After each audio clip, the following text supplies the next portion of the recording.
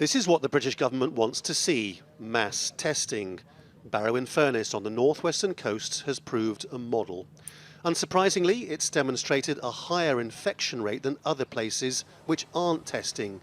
Yet it's also led to Barrow somehow being accused of poor hygiene standards. Not only do they think that's deeply unfair, they also worry that the government doesn't really understand what's happening. So all across the board it's a worry, so that's why we want this considered rational approach to moving forward and make sure everyone's safe, but also that we don't penalise businesses unnecessarily.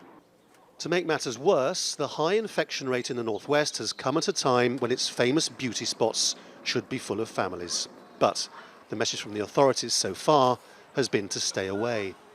In towns like KENDAL, the effect of that has been that unemployment has risen by over 300%. This part of England is now in the unique position as having had the highest COVID infection rates in the country, but also now the highest rise in the unemployment rate.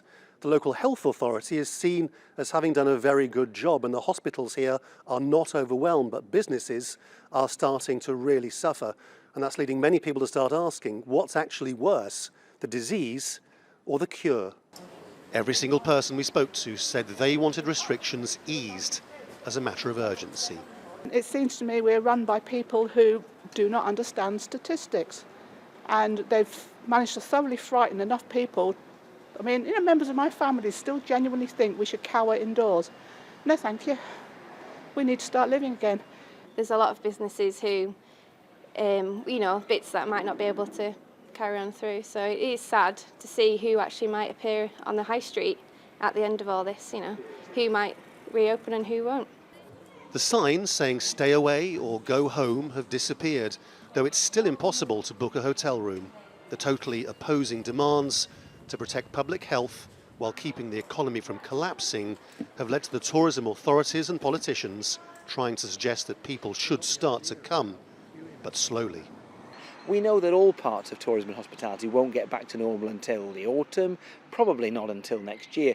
And that's a reminder that given that this is a seasonal business, that if we let people stand on their own 2 feet in the autumn, then all you'll have done is postpone business collapse and unemployment from March to this autumn. The great fear, the worst case scenario, is the closure of all this until the end of summer. There would then be no way back for thousands of businesses which wouldn't survive the winter. The view from here is that protecting livelihoods is becoming every bit as urgent as protecting lives. Laurence, Al Jazeera in northwestern England.